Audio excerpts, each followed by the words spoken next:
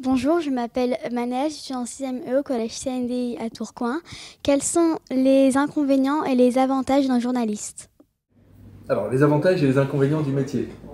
C'est pas évident de parler, c'est pas évident de répondre à ça en quelques instants. Il y en a beaucoup, autant d'un sens que dans l'autre, hein, les avantages comme les inconvénients. Les désavantages d'abord, parce qu'il vaut mieux en être conscient.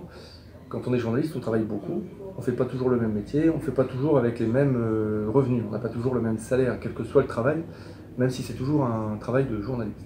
Dans la télé, par exemple, il y a des gens qui sont à Paris sur les plateaux, dans les rédactions, qui vont commenter ce que font des journalistes sur le terrain, qui sont en quelque sorte les ouvriers de l'information, qui vont ramener l'information brute, mais elle sera analysée parfois par d'autres personnes à Paris. C'est un travail éreintant et qui n'est pas forcément très valorisé dans la chaîne de la production de l'information.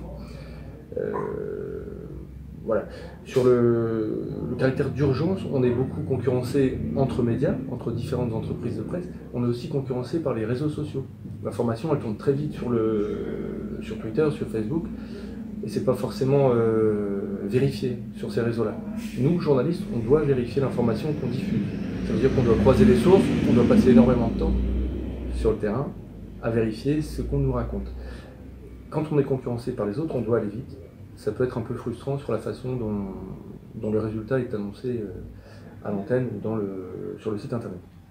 Par contre, il y a quand même beaucoup d'avantages. Comme parfois certaines personnes travaillent avec des horaires de bureau, nous on en a assez peu. On a des horaires de bureau, mais on les dépasse parfois.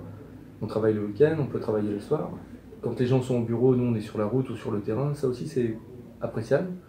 D'autant plus qu'on rencontre des gens assez différents. Un décideur économique ou un décideur politique, ou quelqu'un qui participe simplement à la vie de son quartier et qui va changer le monde à son échelle. C'est aussi intéressant que quelqu'un qui va décider de la marche du monde. Voilà. En quelque sorte, nous on vit l'histoire en marche. L'histoire que nos enfants liront dans les livres d'histoire, on la vit aujourd'hui au quotidien.